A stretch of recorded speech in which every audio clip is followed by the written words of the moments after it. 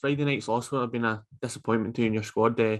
How much can they learn from that game and for the first time, losing for the first time since the opening day of the season? Yeah, obviously it's always hurtful when you lose a game, particularly here. There's real onus is to win. However, there's also the bigger picture of that development the players get, and as much as it's a disappointment, it's a real. Sometimes it's a kind of eye opener, and players take realization of where they are. And that's what we look for. That's the whole purpose of being involved in this league. That'll not always be the way you want it to go. How do you then react to setbacks? How they recover from it? Do we then see a difference in the next game? So, yeah, there's so much to learn there, and as I say, that's the reason why we've come into this league. You slightly touched on it, but is it sometimes that players might learn more from a game like this against an experienced opposition? Yeah, sometimes you're like that as a coach as well. You kind of look at your players and you'll never ever get it your own way, and there'll be a time where things don't go for you. There's key moments in the game. If we score the penalty, then that can be a difference. We've had a couple of chances in the first half, and albeit East Stirling did really well, they caused us some problems. They deserve to win the game, and that's something that you're learn to live with. But as I say, you'll not win every game, but it's important that you do learn. And as you said, there are times where sometimes you learn more about your players in adversity, and we'll certainly, and the players themselves would be the first to admit that. You've mentioned a few times the momentum your side's picked up in recent weeks. Do you think not having a game for an extended period of time played a part on Friday night? Yeah. I mean, I wouldn't use it as an excuse, but yeah, you get that momentum. It's a good habit when you get in a winning way, and the players just roll from game to game. So there was a big gap up until the game on Friday, but again, I don't use that as an excuse. But yeah, you can have the momentum where you're winning week in, week out, and it breeds a lot of confidence within your squad. And then to get that kind of stoppage and then having to prepare them. But again, I don't use an excuse, but it is something. It's something that if we can get, then it's really important we get that. We've obviously had a busy schedule so far this season. Was it good to actually get that time in the training ground though to work with the boys? Yeah, but sometimes it's too much. Sometimes you get too long that period of time. But there's also positives in that. We've had one or two players been up training with the first team. They get that experience, which is really important as well. So as much as it doesn't always run smoothly for you, you get the opportunity to bed some stuff in the training ground correctly, right what you say. But there's also the opportunity one or two players going up training with the first team. Friday was also the first game of the season I think your squad hasn't scored a goal in. How happy have you been with the side going forward in campaign? And was Friday night possibly just one of those games that just didn't click? Yeah, it's not just about one game. I think we've been really pleased the way the players have adjusted to life, playing against men, and at times there's been some really good performances against us, but at the same time we've churned out a lot of good performances.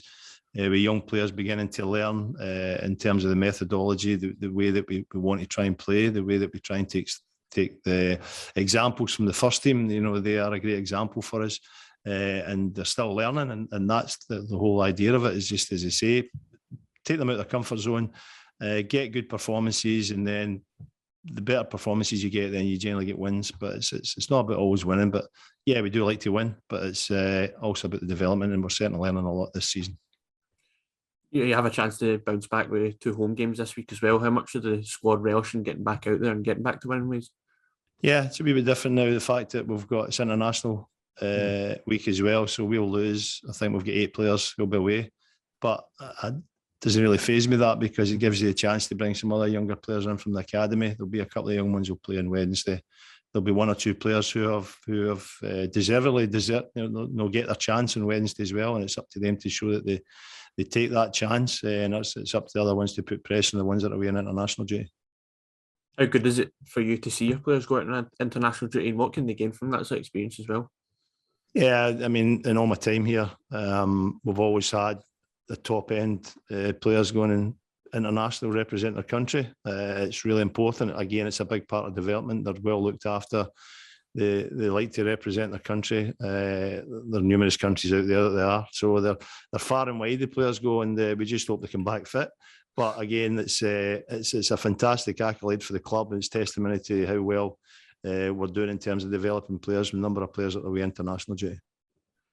You just mentioned again about having the chance to bring younger players in. Is that something you are looking forward to seeing, with more younger players getting a chance in the side?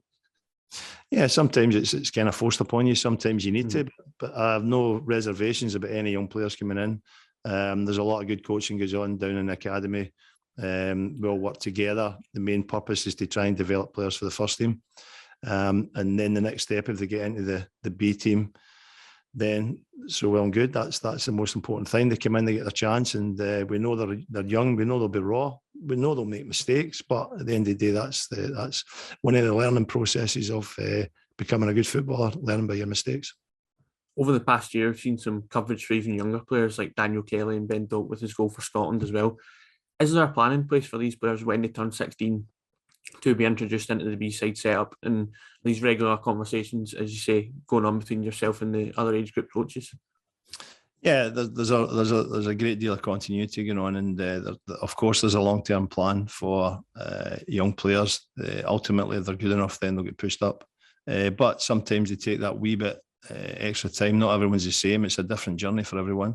Some, they'll really surprise you. They'll just kind of escalate into the B team, and then they might taper off a little bit. So you need to understand how young they are. You need to look at the processes of how they're developing. You need to be careful with them. But there'll always be that clear pathway that they see through, because it's important that these players see that. And if they're doing well for younger age groups, then we'll as I say, we'll parachute them into the B team if they're good enough. The other thing is, it is kind of age specific as well. So once they get to 16, as I said, their bread and butter will be playing under 18s or under 17s. And there's a little kind of carrot there for them that if the opportunity exists, then I have no hesitations about bringing them into the B team. In the past 2 weeks, we've both seen Luca Connell and Scott Robertson score their first goals of the season as well. As players you've worked with this campaign, how good is it to see them go out and make an impact elsewhere in leagues such as English and Scottish League One? Yeah, they're two top talented young players. Worked a lot with them. It doesn't surprise me at all that they've went out and done well.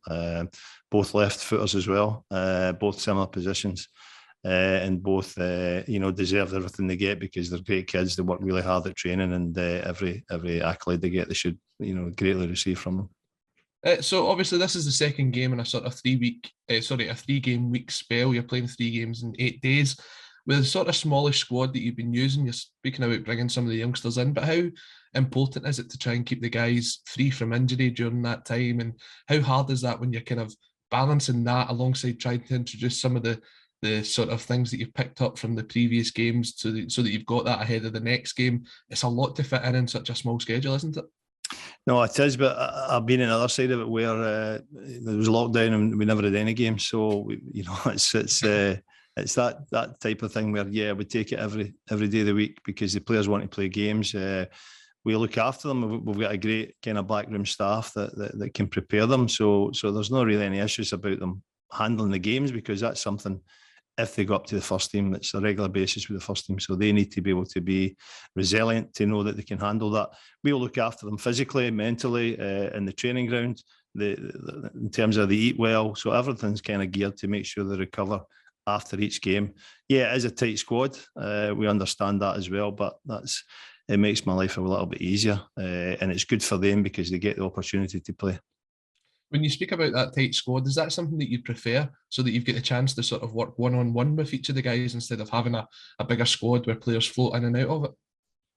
No, listen, we always work one-on-one in players. There's that's part of the process of developing individuals. It's not just about solely developing the team. It's about developing units of the team. It's about then stripping it back into working with individuals, whether it's video analysis or it's on the pitch that we do, or it's in the gym.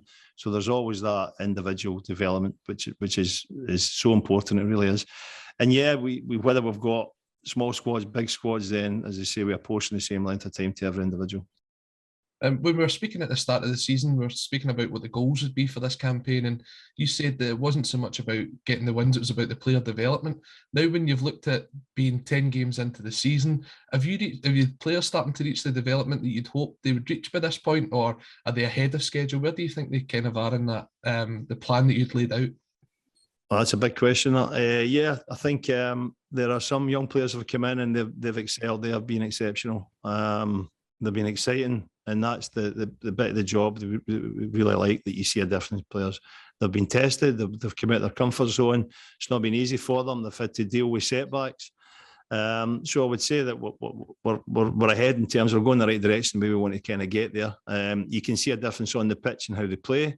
So compared to the first game, compared to now, you can see a big difference. You can see what's happening in the training ground has started to be implemented onto the pitch as well. So we are moving. Yeah, you get a couple of setbacks, you get injuries, you deal with that.